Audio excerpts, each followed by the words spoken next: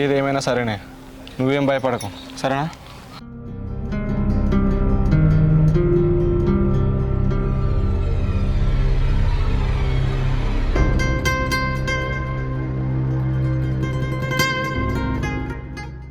అమ్మా రమ్మా.